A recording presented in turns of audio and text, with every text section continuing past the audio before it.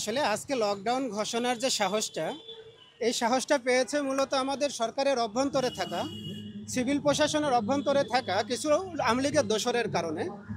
আমরা তো আসলে সুযোগ দেওয়া মানুষ না, জেএনজি কাউকে সুযোগ দেয় না। এই যে সুযোগটা আমরা দিলাম, ওনারা আমাদের সুযোগের সদ্ব্যবহার করে আজকে আওয়ামী লীগের লকডাউন ঘোষণা করার মতো একটা দুঃসাহস দেখানোর পায়তারা করে ফেললো। আমরা দেখে নিব, আমরা 15 তারিখ, আজকে আপনারা জানেন যে আমাদের প্রধান উপদেষ্টা মহোদয় উনি জাতির উদ্দেশ্যে ভাষণ দিবেন। আমরা দেখব ওনার ভাষণটা আসলে কিভাবে হচ্ছে। যদি উনি মাজা সোজা করে দাঁড়াতে পারে, মাথা সোজা করে দাঁড়াতে পারে, আমরা আসলে এর বিরুদ্ধে কোনো পদক্ষেপ নিব না। যদি উনি কোমর সোজা করে দাঁড়াতে না পারে, ডক্টর মোহাম্মদ ইউনূসকে সাবধান করে দেব যে আপনারা যেভাবেই হোক নিজেরা একটা সিদ্ধান্তের দিকে যান। আপনারা যদি সিদ্ধান্তের দিকে না যান, লিগ কিভাবে হটাতে হয়, লিগ কিভাবে জেলে ভরতে হয়, লিগকে কিভাবে খুঁজে বের করতে হয়, সেটা আমাদের খুব ভালোভাবে জানা আছে। যতটুকু দুর্ঘটনা হয়েছে এর দায়ভার স্বরাষ্ট্র উপদেষ্টা মহোদয়কে নিতেই হবে।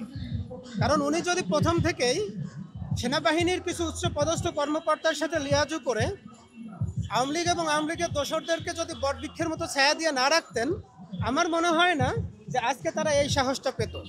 সামনে যেহেতু নির্বাচনের দিন তারিখ ঘোষণা করা হয়ে গেছে, স্বরাষ্ট্র উপদেষ্টা মহোদয়কে বলবো, আপনি যদি খুব বড় মাপের বেশরম না হয়ে থাকেন, আপনি এখনও পুলিশ বাহিনীকে, সেনাবাহিনীকে, আইন শৃঙ্খলা রক্ষাকারী বাহিনীকে অ্যাক্টিভ করেন। যদি আপনার কমান্ড যদি না শুনে আপনি আপনার জায়গা থেকে পদত্যাগ করেন, আমরা নির্বাচনের আগে নির্বাচনী কোনো গণহত্যা এই বাংলাদেশে আর চাই না, আমরা দেখতেও চাই না। নিরপেক্ষ, সত্য প্রকাশে আপোষহীন।